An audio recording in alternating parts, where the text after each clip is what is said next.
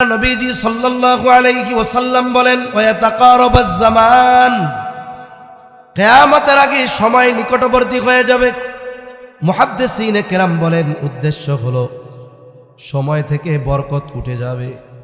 শেষ জামানায় কেমন যেন জুমাবার ঘন ঘন আসবে, মনে হবে আয়রে এই তো 2 দিন আগে গতকাল শুক্রবার গেছে, মনে হচ্ছে কেমন যেন 2 দিন পরে আবার শুক্রবার। আর এক হাদিসের মধ্যে নবীজি বলেন আখিরুজ জামানে এক যুগকে মনে হবে 1 বছরের মতো, বছরকে মনে হবে মাসের মতো, মাসকে মনে হবে সপ্তাহের মতো, সপ্তাহকে মনে হবে দিনের মতো, দিনকে মনে হবে ঘন্টার মতো, ঘন্টাকে মনে হবে মিনিটের মতো, মিনিটকে মনে হবে আগুনের স্ফুলিঙ্গ তথা সেকেন্ডের মতো। তার মানে শেষ জামানায় মানুষের থেকে সময় দ্রুততার সাথে চলে যাবে। এজন্য ভালো কাজে সময় ব্যয় করলে ওই সময় বরকত হয়। অহেতুক কাজে চায়ের দোকানে গল্প গুজব খেলাধুলায় সময় ব্যয় করলে বরকত শূন্য হয়, দ্রুত চলে যায়। আর যেই মানুষগুলো দুনিয়াতে এই হায়াত নামক নেয়ামতকে হেলায় খেলায় নষ্ট করবে, মরার পরে মানুষ কথা বলে। নবীজি বলেন মানুষ যদি ওই মৃত ব্যক্তির কথা শুনতে পারত তাহলে ভয়ে দাফন কাফন বাদ দিয়া দিত। এখন মরা মানুষ কথা বলে। যারা দুনিয়ায় সময় নষ্ট করেছে, সম্পদ ছিল দান সাদাকা করে নাই, সময় ছিল নেক আমল করে নাই, ওই মানুষগুলো মরার পরে আল্লাহর কাছে ফরিয়াদ করে। দুনিয়ার মানুষ শুনতে পারে না। কি ফরিয়াদ করে? আল্লাহ তাআলা বলেন, তারা বলে ফায়াকুলা রব্বি লাউলা আখখারতানি ইলা আজালিন করিব ফাআসাদদাক ওয়া আকুম মিনাস সালিহিন। যেই মানুষগুলো সময়টাকে গোনার কাজে, অহেতুক কাজে, খেলাধুলায়, মোবাইলে, ফেসবুকে নষ্ট করেছে, নেক আমল করে নাই, কোরআন পড়ে নাই, নামাজ পড়ে নাই, সম্পদ ছিল দান সাদাকা করে নাই, ওই লোকগুলো বলবে ও রব, যদি একটু সময়ের জন্য অবকাশ দেওয়া হইতো দুনিয়ায় যাওয়ার, ও আল্লাহ আমাকে আপনি যে সম্পদ দিয়েছিলেন তা থেকে আমি একটু সদকা করতাম। শুধু তাই না, ওই সময়গুলাতে এত বেশি নেক আমল করতাম, ওয়া আকুম মিনাস সালিহিন, একটু যদি দুনিয়ায় যাইতে দিতেন আমি সৎকর্ম করে সৎকর্মশীলদের অন্তর্ভুক্ত হয়ে যাইতাম। বলেন তো ওই মানুষগুলো মরার পরে যতই ফরিয়াদ আল্লাহর কাছে করুক না কেন, একটা সেকেন্ডের জন্য আল্লাহ তাআলা পুনরায় দুনিয়ায় আসার সুযোগ দিবে নাকি? ওই সময় যেটা আল্লাহর কাছে চাইবে সেই জিনিসটা এখন আমাদের আছে না নাই? অথচ আমরা কি করতেছি? অহেতুক নষ্ট করতেছি। বুঝতে পারবো ওই দিন, কিন্তু করার কোনো কিছু থাকবে না। বিসমিল্লাহির রহমানির রহিম।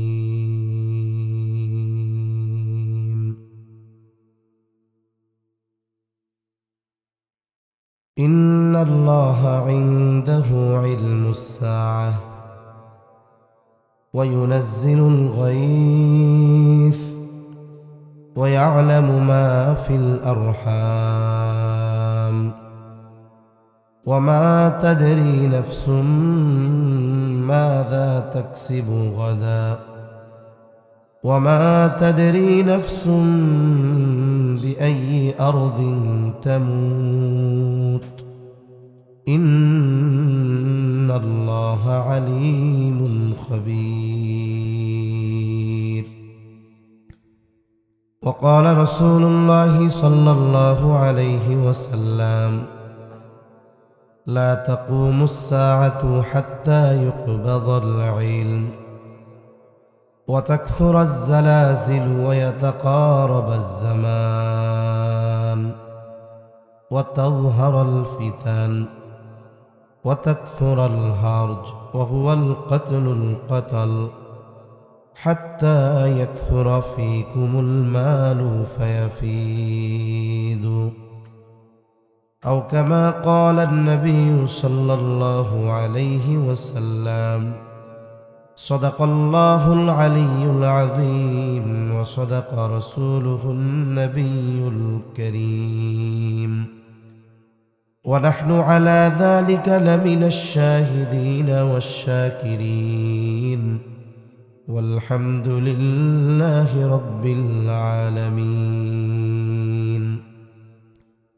سبحانك لا علم لنا إلا ما علمتنا إنك أنت العليم الحكيم اللهم صل على محمد وعلى آل محمد كما صليت على إبراهيم وعلى آل إبراهيم إنك حميد مجيد اللهم بارك على محمد وعلى آل محمد كما باركت على إبراهيم وعلى آل إبراهيم إنك حميد مجيد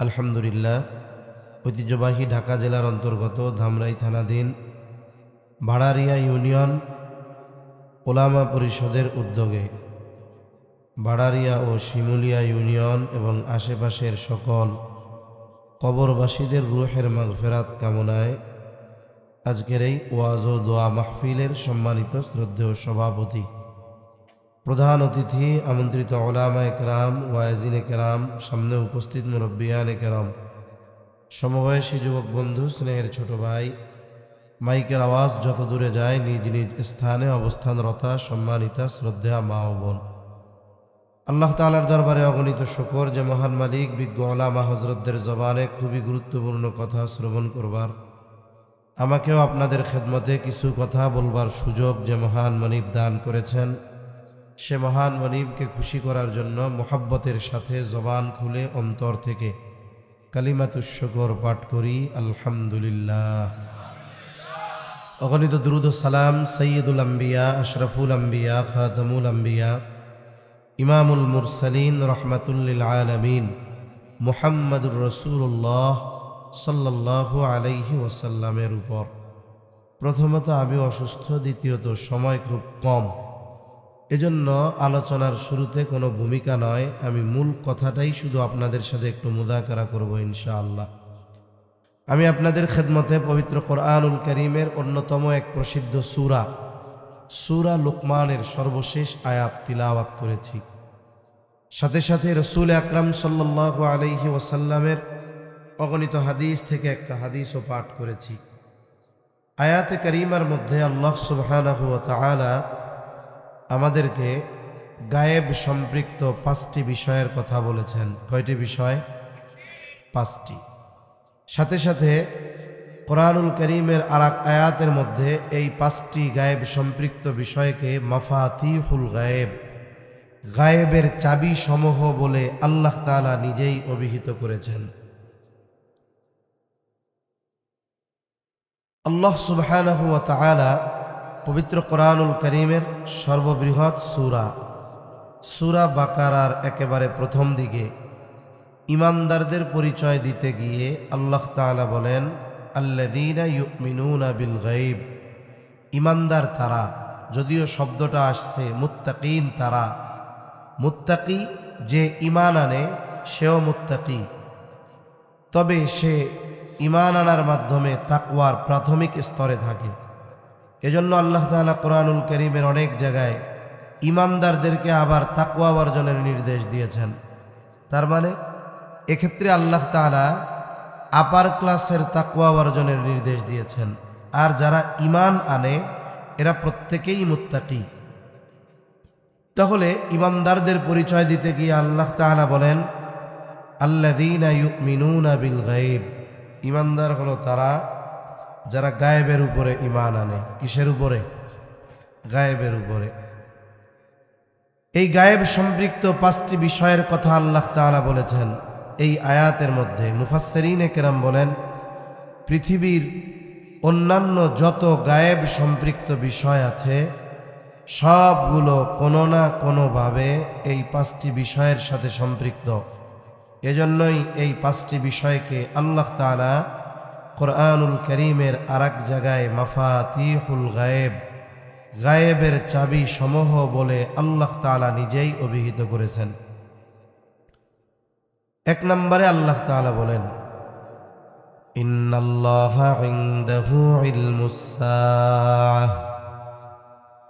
আল্লাহ তাআলা বলেন, নিশ্চয়ই কিয়ামতের ইলম একমাত্র আল্লাহ তাআলার নিকট। তার মানে কিয়ামত কখন সংঘটিত হবে এই সুনির্দিষ্ট সময়ের জ্ঞান দুনিয়ার কোনো সৃষ্টির কাছে নাই, দুনিয়ার কোনো মানুষের কাছে নাই। কিয়ামত কখন সংঘটিত হবে এই ইলম, এই জ্ঞান যার কাছে তিনি কে? কেন কিয়ামত কখন হবে? এটা তো গায়েব সম্পৃক্ত 5টি বিষয়ের প্রথম বিষয়। আল্লাহ হলেন আলিমুল গায়েব। আল্লাহকে আল্লাহই আলিমুল গায়েব, দুনিয়াতে আর কেউ আলিমুল গায়েব নাই। অথচ আমাদের সমাজে কিছু ভাই আছে, কিছু মানুষ আছে যারা নবীজির প্রতি মহব্বত প্রদর্শন করতে গিয়ে এই মানুষগুলো নবীজিকে আল্লাহর সমকক্ষ হিসাবে দাঁড় করায় দেয়। কিছু ভাই তাদের দাবি এমন, আল্লাহ যেমন আলিমুল গায়েব, আমার আপনার নবীও আলিমুল গায়েব তারা বলে। আবার আমরা যারা বলি না নবীজি আলিমুল গায়েব নয়, তখন ওই মানুষগুলো আমাদেরকে নবীর দুশ্মন ও হাবি বলে গালি দেয়। অথচ কোরআন হাদিস থেকে অনেক প্রমাণ দেওয়া যাবে নবীজি আলিমুল গায়েব না। আর নবীজি আলিমুল গায়েব না হওয়ার কারণে নবীজির সম্মানও কমে যাবে না।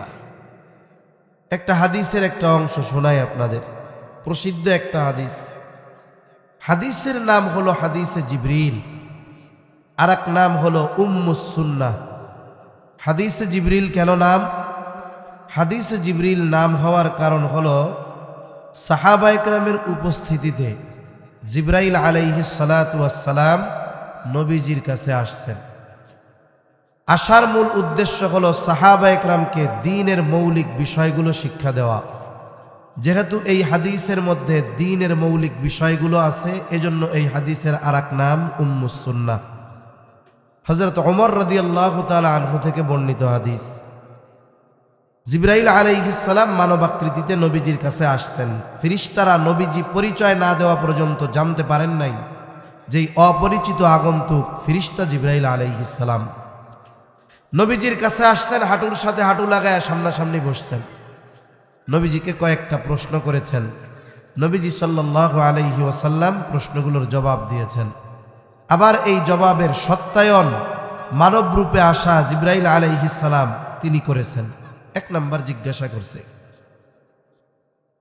আখবিরনি আনিল ইসলাম, আপনি আমাকে ইসলামের ব্যাপারে খবর দেন, ইসলাম কি জিনিস?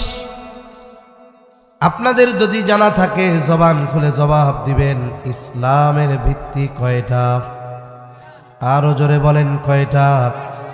নবীজি প্রশ্নের জবাবে এই 5টা বিষয়ের কথা বললেন। এরপরে নবীজি সাল্লাল্লাহু আলাইহি ওয়াসাল্লামকে প্রশ্ন করা হলো, আখবিরনি আনিল ঈমান, আপনি আমাকে ঈমানের ব্যাপারে খবর দেন, ঈমান কি জিনিস? এবার আপনারা জবান খুলে বলেন তো, ঈমানের ভিত্তি কয়টা? ঈমানের ভিত্তি কয়টা? হ্যাঁ, ইসলামের ভিত্তি 5টা, ঈমানের ভিত্তি কয়টা? 6টা। জোরে কোন কয়টা? এই জায়গায় ছোটবেলায় মক্তবে গেছেন কারা? ওলামায়ে কেরাম ছাড়া মক্তবে পড়ছেন কারা? মক্তবে, আচ্ছা, মসজিদে যে মক্তব এখন তো মরার মতো হয়ে গেছে। আচ্ছা, হাত নামান। এই মক্তবে আমরা ছোটবেলায় পড়ছি এগুলা।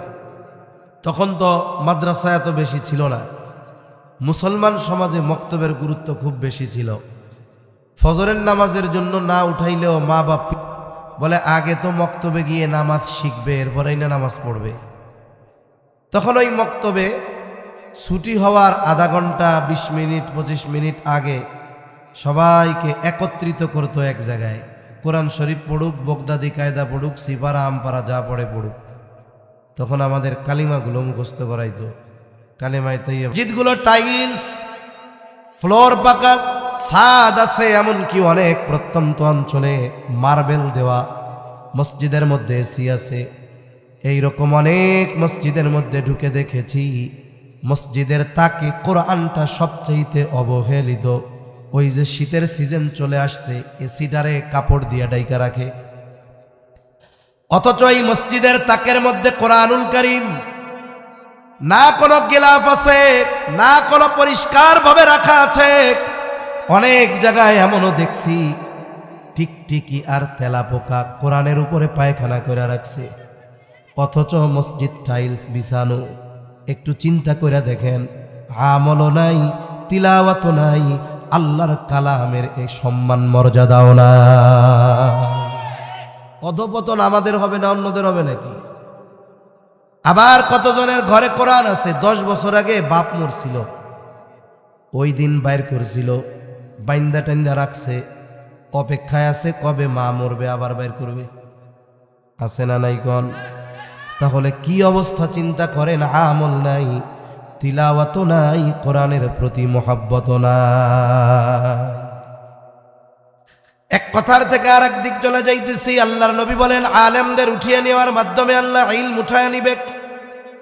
আমাদের এই সমকালীন সময়ে নিকট অতীতে যেই সমস্ত ওলামা হযরত দুনিয়া থেকে চলে গেছে, হাফেজি হুজুর থেকেই ধরেন রহমাতুল্লাহি আলাইহি, শাইখুল হাদিস রহমাতুল্লাহি আলাইহি, আরো কাসের আহমদ শফি রহমাতুল্লাহি আলাইহি, কায়েদে মিল্লাত জুনাইদ বাবুনগরী রহমাতুল্লাহি আলাইহি, মুফতি আব্দুস সালাম চটগামী রহমাতুল্লাহি আলাইহি, ফকিহুল মিল্লাত রহমাতুল্লাহি আলাইহি। কয়েকদিন আগে ইন্তেকাল করছে পটিয়া মাদ্রাসার প্রধান মুফতি হাফেজ আহমদুল হক রহমাতুল্লাহি আলাইহি, জিরি মাদ্রাসার মুহতামিম সাহেব তৈয়ব সাবা রহমাতুল্লাহি আলাইহি।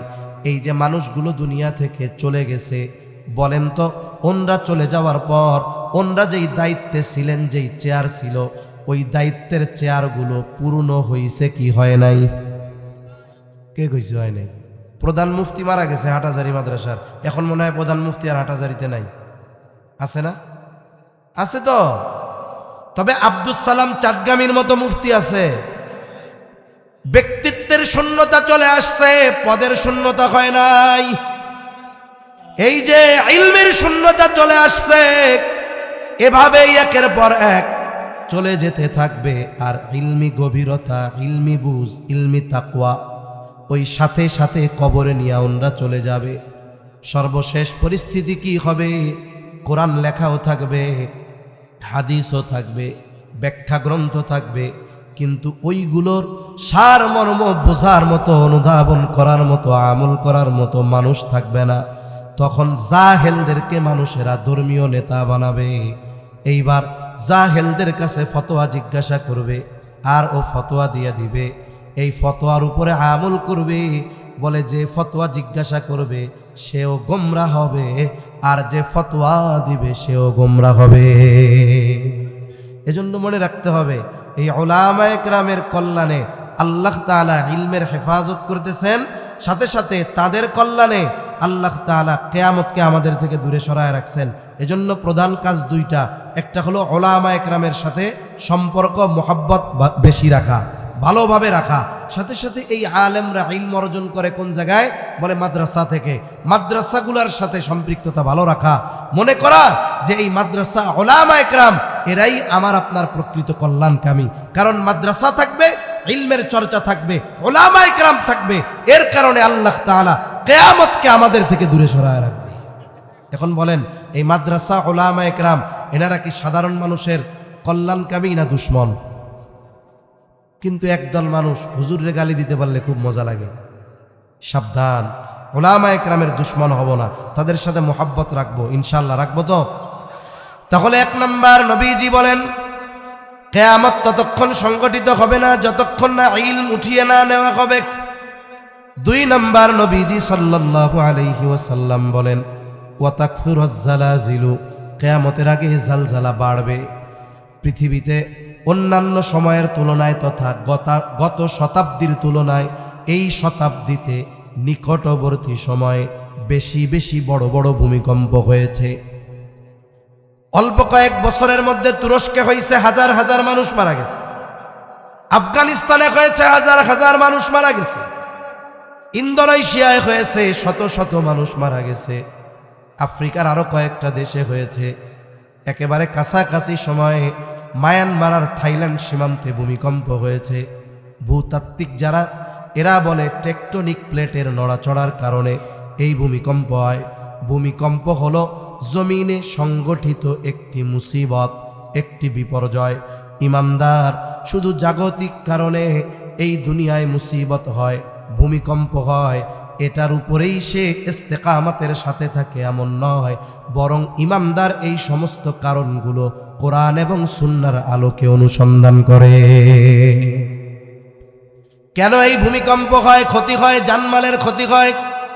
হওয়ার কারণ আল্লাহ তাআলা বলেন, যাহারাল ফাসাদু ফিল বাররি ওয়াল বাহরি বিমা কাসাবাত আইদিন নাস। আল্লাহ তাআলা বলেন, জল স্থলে যত বিপর্যয়, এগুলো সব মানুষের হাতের কামাই। ভূমিকম্প, অতিবৃষ্টি, অনাবৃষ্টি, অতি খরা, সমুদ্রে বা জলে পানিতে যেটা হয়, সিডর, আইলা, লাইলা, জলোচ্ছ্বাস, সুনামি, এগুলো সব আমাদের হাতের কামাই। তার মানে আমাদের পাপের প্রতিদান। কিসের প্রতিদান? দুনিয়া এটা স্যাম্পল, পরিপূর্ণ দিবে আল্লাহ আখেরাতে। তাহলে বোঝা গেল পাপের কারণে ভূমিকম্প হয়। কোন ধরনের পাপের কারণে হয়? বিশেষ করে সমাজের মানুষ যখন যাকাতকে জরিমানা মনে করে, গান বাদ্যকে বৈধ মনে করে, নাচ গান, মদ, অশ্লীলতা, ব্যভিচার, ওজনে কম দেওয়া, মানুষের হক নষ্ট করা, জুলুম যখন বেড়ে যায়, মা বাবার অবাধ্যতা বেড়ে যায়, স্ত্রীকে প্রাধান্য দিয়ে মা বাবার সাথে অসদাচরণ করা হয়, নবীজি বলেন ওই সময়গুলাতে ভূমিধস আর ভূমিকম্প বেড়ে যায়। সময়ের সাথে সাথে পাপগুলো বাড়বে, তবে আমার আপনার দ্বারা যেন ওই ধরনের পাপ সংগঠিত না হয়। 3 নাম্বার, নবীজি সাল্লাল্লাহু আলাইহি ওয়াসাল্লাম বলেন, ওয়াতাকারাবাজ জামান, কিয়ামতের আগে সময় নিকটবর্তী হয়ে যাবে। মুহাদ্দিসিনে কেরাম বলেন, উদ্দেশ্য হলো সময় থেকে বরকত উঠে যাবে। শেষ জামানায় কেমন যেন জুমাবার ঘন ঘন আসবে, মনে হবে আয়রে এই তো 2 দিন আগে গতকাল শুক্রবার গেছে, মনে হচ্ছে কেমন যেন 2 দিন পরে আবার শুক্রবার। আর এক হাদিসের মধ্যে নবীজি বলেন, আখিরুজ জামানে, এক যুগকে মনে হবে 1 বছরের মতো, বছরকে মনে হবে মাসের মতো, মাসকে মনে হবে সপ্তাহের মতো, সপ্তাহকে মনে হবে দিনের মতো, দিনকে মনে হবে ঘন্টার মতো, ঘন্টাকে মনে হবে মিনিটের মতো, মিনিটকে মনে হবে আগুনের স্ফুলিঙ্গ তথা সেকেন্ডের মতো। তার মানে শেষ জামানায় মানুষের থেকে সময় দ্রুততার সাথে চলে যাবে। এই পৃথিবীর অন্যতম একজন আলেমে দ্বীন জাস্টিস মুফতি তকি উসমানী দামাত বারকাতুহুমুল আলিয়া, উনি সময়ের বরকত বা সময়ের মূল্যায়ন নিয়ে বয়ান করতে গিয়ে বলেন, সময় হলো এমন এক জিনিস, যদি কেউ এই সময়কে কাজে লাগায় তাহলে সময়ের মধ্যে আল্লাহ বরকত দেয়, তার সময়টা প্রলম্বিত হয়ে যায়। আর যদি কেউ সময়কে নষ্ট করে অহেতুক কাজে, তার সময় থেকে বরকত উঠা যায়। ছোট্ট 1-2টা উদাহরণ দেয়, তাহলে বুঝতে সহজ হবে। কষ্ট কিন্তু মূল টাইম শেষ, কিছু বিষয় আছে। ইফতেতাহ একজনের, কিন্তু ইখতেতাম আমার, সেই হিসাবে 10টায় আমার সময় শেষ ছিল। যাই হোক, আমি কিছু সময় কথা বলবো, তবে দোয়া করার দায়িত্ব আমার না, দোয়া করার দায়িত্ব মুরব্বীরা যদি নেয় তাইলে আমি আর 10টা মিনিট কথা বলবো, নইলে আমার দোয়া করে দিতে হবে। কি বলেন? দোয়া মুরব্বীরা করুক, কি বলেন? আমি 10 মিনিট কথা কই, এটাই ভালো হবে। তাহলে সময়ের বরকত কিভাবে পাওয়া যায়? আপনার আমার সময়টাও লম্বা হয়। একটা উদাহরণ দেই, আপনার এলাকায় মসজিদে ইমাম সাহেব 5 বছর আছে, ইমাম সাহেবের কোন নামাজ পড়াইতে কয় মিনিট লাগে, আপনারা ইমামের বেতন না বাড়াইলেও এগুলা মুখস্থ করতে পারেন ভালো। বুঝেন নাই? 5 বছরে ইমামের বেতন বাড়ায় না 500 টাকা, কিন্তু ইমামের ব্যক্তিগত জীবন থেকে নিয়ে সব কিছু খুঁটিনাটি সব জানা আছে।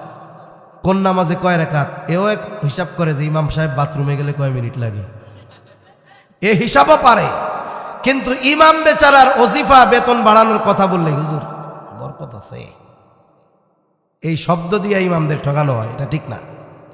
তা ইমাম সাহেব ফজরের নামাজে 8 মিনিট, 9 মিনিট বা 10 মিনিট লাগে, মুসল্লিদের মুখস্থ সামনে ঘড়ি আছে, সব আছে, সামনে ঘড়ি থাকাও এক মুসিবত। মুসিবত কি? ইমাম নামাজে দাঁড়ানোর আগে মুসল্লি দাঁড়াবে না, এটা নিয়ম। কিন্তু কি করে ইমাম সাহেব উপস্থিত থাকা অবস্থায় ইমাম সাহেবরে পারলে ঠেলা দিয়ে দাঁড়া করায়, দাঁড়া নক্ত হয়ে গেছে। আছে না নাই? ইমাম আছে, উনি যতক্ষণ না দাঁড়াবে মুসল্লি দাঁড়াবে না। আবার আমাদের দেশে আর এক পরিস্থিতি, জুমার দিন খুতবা, 2 আরবি খুতবার, আল্লাহর বান্দা মুসল্লি কিছু বুঝুক আর না বুঝুক, কিন্তু শেষে ফাযকুরুনি বুঝে। যে ইমাম কয় ফাযকুরুনি ওয়ালা তাকফুরুন পর্যন্ত পৌঁছাইতে দেয় না, মুসল্লি সব দাঁড়ানো সারা। আছে না নাই? এ কাজ করা যাবে না। মক্কা মদিনায় যারা গেছেন জিজ্ঞাসা করবেন, ওইখানে ওয়াক্ত কয়টায় এই সময় লেখা আছে, জামাত কয়টায় এ সময় লেখা নাই। এজন্য অনেক সময় ফজরের আজান হয়, 6 মিনিট পরে ইমাম সাহেব এসে দাঁড়ায় যায়, তাকবীর শুরু, ইকামত শুরু। আবার আজান দিছে, 20 মিনিট পার হয়ে গেছে, ইমামের খবর নেই। এরপরেও আমাদের দেশে মানুষের কাজের সুবিধার্থে জামাতের একটা সময় নির্ধারণ করা হয়েছে। তবে বলেন তো, ইমামের কি এই ক্ষমতা নাই ওই সময়ের 5 মিনিট আগে নামাজে দাঁড়ানো? ওই সময়ের 5 মিনিট পরে নামাজে দাঁড়ানোর ক্ষমতা কি ইমামের নাই? আছে। এজন্য খবরদার, ইমাম সাহেব উপস্থিত, কেউ দাঁড়ায় যাব না যতক্ষণ না ইমাম সাহেব নামাজের জন্য না দাঁড়ায়। এখন ইমাম সাহেব নামাজে দাঁড়াইছে, ফজরের নামাজে, মুসল্লির হিসাব 5:40-এ দাঁড়াইছে। শীতের দিন তো এখন, ওনার 5:44-এ উনি প্রথম রুকুতে যাবে, সামনে ঘড়ি আছে। এখন 44 পার হয়ে 5:40, কিরে ইমাম সাহেবের তো বাপ বরাদ্দ খারাপ, রুকুতে যায় না। এবার একজন সিগন্যাল দেয়। বলেন তো মুসল্লিদের জাতীয় সিগন্যাল কি? এটা সারা দুনিয়া না, আমার মনে হয় সারা পৃথিবীর মধ্যে সিগন্যালে এটা জাতীয় সিগন্যাল। এখন 45 বছর রুকুতে যায় না, পেছন থেকে ওনাকে অনুসরণ করে আরো 10 জনে ইমাম সাহেব চিন্তা করছে আজকে ওনাকে সুরাইয়া সিন্ডা পুরা শুনামু, তাই এনাদের যে ভাবসাব একটু পরে সবকটারে নিয়ে হাসপাতালে নেওয়া লাগে কিনা, ঠিক আছে? আল্লাহু আকবার। মনে করেন ইমাম সাহেব অন্যদিন 10 মিনিট লাগছে, আজকে 15 মিনিট লাগছে ফজরের নামাজে। এই যে 5 মিনিট বেশি লাগছে, এটা কি গুনার কাজে লাগছে? কোন কাজে লাগছে? ইমানের পরে সবচাইতে গুরুত্বপূর্ণ ইবাদত নামাজের মধ্যে ইমাম সাহেব ছিলেন। আর নামাজের মধ্যে কথা হয় কার সাথে? অথচ দেখেন এই 5 মিনিট নামাজের মধ্যে থাকা কত কষ্ট। অথচ ওই মুসল্লি নামাজ শেষ করে মসজিদ থেকে বের হইছে, পাশে চায়ের দোকান, 6টার সময় গিয়া চায়ের দোকানে বসছে, এক বসায় 12টার সময় উঠছে, এরপরে বাড়ি গেছে। 5 মিনিট নামাজের মধ্যে থাকতে তার কষ্ট হয়ে যায়, কিন্তু 6 ঘন্টা চায়ের দোকানে বসে থাকতে কষ্ট হয় না। এই 6 ঘন্টা সময় চলে গেছে বরকতহীন দ্রুততার সাথে, কিন্তু ওই 5 মিনিট ওনার কাছে অনেক লাগছে। কেন? ওই 5 মিনিটের মধ্যে বরকত ছিল। এজন্য ভালো কাজে সময় ব্যয় করলে ওই সময় বরকত হয়। অহেতুক কাজে চায়ের দোকানে গল্প গুজব খেলাধুলায় সময় ব্যয় করলে বরকত শূন্য হয়, দ্রুত চলে যায়। আর যেই মানুষগুলো দুনিয়াতে এই হায়াত নামক নেয়ামতকে খেলায় খেলায় নষ্ট করবে, মরার পরে মানুষ কথা বলে। নবীজি বলেন, মানুষ যদি ওই মৃত ব্যক্তির কথা শুনতে পারত তাহলে ভয়ে দাফন কাফন বাদ দিয়া দিত। এখন মরা মানুষ কথা বলে। যারা দুনিয়ায় সময় নষ্ট করেছে, সম্পদ ছিল দান সাদাকা করে নাই, সময় ছিল নেক আমল করে নাই, ওই মানুষগুলো মরার পরে আল্লাহর কাছে ফরিয়াদ করে। দুনিয়ার মানুষ শুনতে পারে না।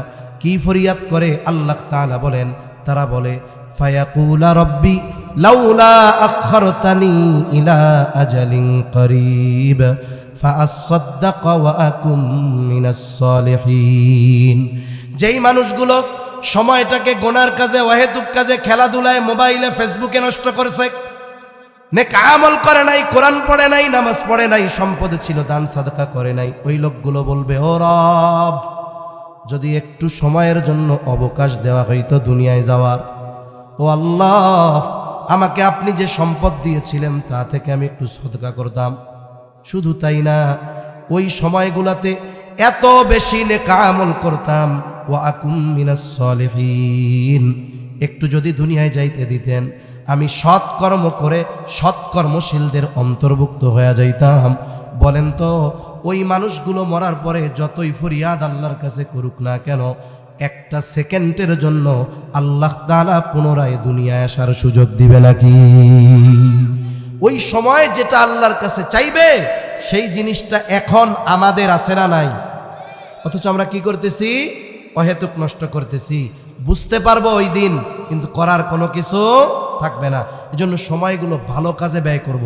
হাকিমুল উম্মত বলেন, আশরাফ আলী থানবী রহমাতুল্লাহি আলাইহি, দুই ধরনের মজলিস ছাড়া বাকি সব মজলিস অনিরাপদ।